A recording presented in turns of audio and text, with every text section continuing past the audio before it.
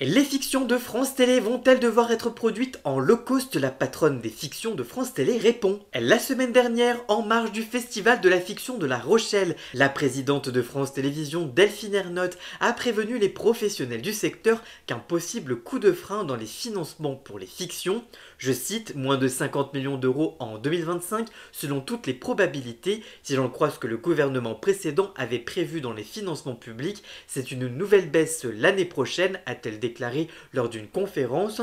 Pourtant, France Télévisions continue d'afficher son ambition dans une line-up riche en nouvelles nouveautés de fiction, avec par exemple Bête de flic avec Fred Testo, Les Rives du fleuve, Une relation dangereuse ou encore Mitterrand confidentiel, mais aussi des sagas de Estival. Reste la question centrale, comment produire autant de nouveautés avec des moyens en baisse?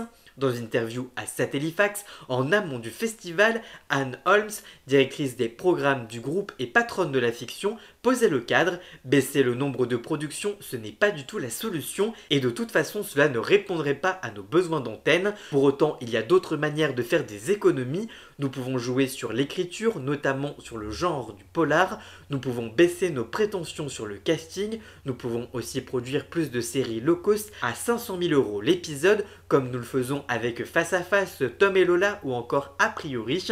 Nous pouvons également produire avec les plateformes, même si sur ce point les économies sont rares, car ce sont souvent des grosses productions qui demandent de lourds investissements. Mais alors, est-ce une politique de fiction au rabais? Ça n'a rien à voir, c'est une économie d'échelle sur le volume, car ils sont en 12 fois 52 minutes, ce qui nous permet de compenser et de mieux financer des fictions historiques. On n'est pas à la recherche de séries low cost.